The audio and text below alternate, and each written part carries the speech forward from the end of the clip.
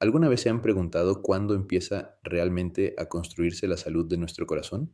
Muchas veces pensamos que es un tema del que debemos preocuparnos solo cuando envejecemos, pero la ciencia nos demuestra lo contrario. De acuerdo con la Asociación Americana del Corazón, AHA, la mala calidad de la dieta está estrechamente ligada a un mayor riesgo de desarrollar y sufrir enfermedades del corazón. Lo más revelador es que este camino no inicia en la edad adulta. Los orígenes de la salud cardiovascular se trazan desde el periodo prenatal y las primeras etapas de la infancia. Los hábitos alimenticios que compartimos, experimentamos y transmitimos en nuestros hogares desde que somos niños marcan el rumbo de nuestra salud para el resto de nuestras vidas. Adoptar un patrón de alimentación saludable, enfocado en consumir una amplia variedad de frutas y verduras, granos integrales, fuentes saludables de proteína y grasas insaturadas, mientras reducimos el sodio, los azúcares añadidos y los productos ultraprocesados, es la decisión más poderosa que podemos tomar para asegurar una trayectoria de bienestar.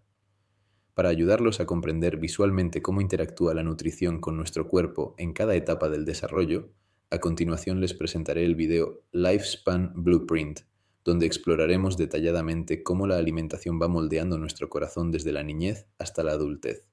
Sin embargo, por favor, recuerden que este video es únicamente una fuente de información de apoyo. Para tomar decisiones verdaderamente informadas sobre su cuerpo, seguir leyendo de manera activa, profundizar en las guías y educarse continuamente es y siempre será su mejor herramienta para cuidar de su salud. Disfruten el video.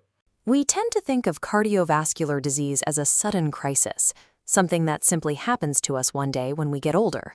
For decades, the standard medical response to that assumed sudden crisis was a frantic scramble to isolate the problem. We obsessed over single vitamins or villainized individual macronutrients, usually right after a stern warning from a doctor. But hyper-focusing on isolated nutrients demands a level of rigid perfection that is psychologically exhausting. It strips food of its everyday context, and eventually the strict prohibitions become impossible to maintain. This graph maps an earlier starting point for metabolic disease. 21% of U.S. children and teens are already on a cardiovascular trajectory, merging directly into this 40% peak for adult obesity. The foundation for heart health begins in childhood. Curious, if meticulously tracking every gram of fat fails, how do we actually eat to protect our hearts over a lifetime? The 2026 American Heart Association guidelines move away from tracking isolated nutrients toward a model they call the integral dietary pattern. Shifting focus to the overall architecture of how you eat recognizes the synergy between different foods. This flexibility is what allows clinical guidelines to adapt to different life stages and socioeconomic backgrounds, making long-term adherence a realistic, sustainable goal. The earliest interventions for cardiovascular health happen before we are even born.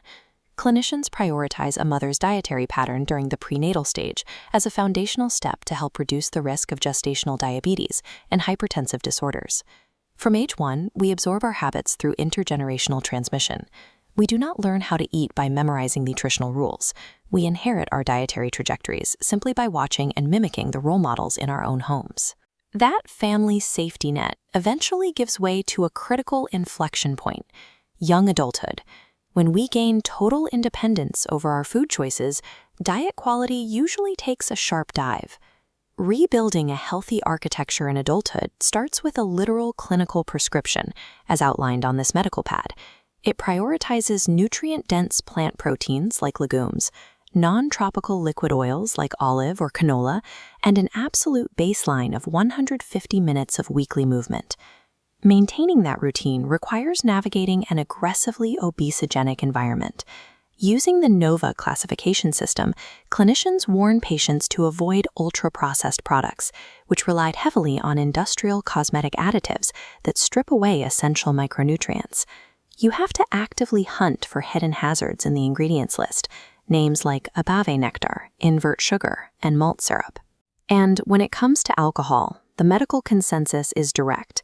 Any level of intake carries a linear, progressive risk of raising your blood pressure.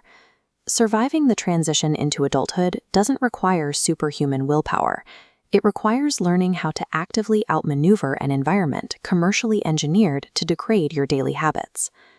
To understand why industrial processing is so damaging, we have to look at food on a microscopic level.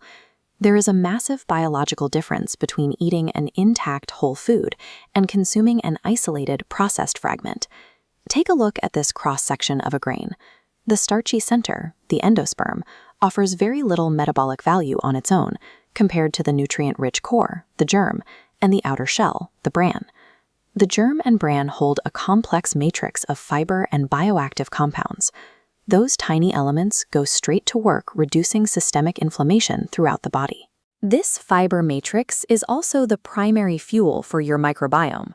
By feeding the right bacteria, it acts as a mechanical regulator, smoothing out volatile blood glucose spikes into a steady, manageable wave. This biological logic applies to every food group. The natural synergy and phytochemicals found in intact food structures are highly effective. Taking an isolated supplement capsule simply cannot replicate that complex biological action. These mechanics do not expire. Adopting a whole food pattern yields persistent, measurable improvements to your cardiovascular and cognitive health, even if you start well into your senior years. There is no pharmaceutical shortcut. No pill exists that can mimic the precise systemic benefits of consuming intact whole foods over the span of a human life. Biology is only half the equation. A clinical recommendation is useless if it ignores your economic reality, your cultural practices, or the actual food available at your workplace. As this layout illustrates, the AHA 2026 guidelines eliminate the old concept of a restrictive diet. Instead, they promote a framework built entirely on totality, versatility, and long-term sustainability. The most practical tool clinicians have for helping you build this framework is called the Rule of Minimum Transformation. The rule is straightforward. Prioritize foods that have undergone the least amount of industrial processing. By swapping ultra-processed products for minimally processed whole foods, you automatically correct dangerous imbalances in sodium, added sugar, and fiber without ever counting a single calorie. This nutritional baseline is strictly tied to physical movement. Hitting that target of 150 minutes of weekly activity is an inseparable, mandatory component of the overall cardiovascular pattern. Lifelong cardiovascular health does not demand miserable, restrictive perfection. It is built by establishing a flexible, sustainable rhythm of whole foods and steady movement, a pattern that adapts to your life from your very first day to your last.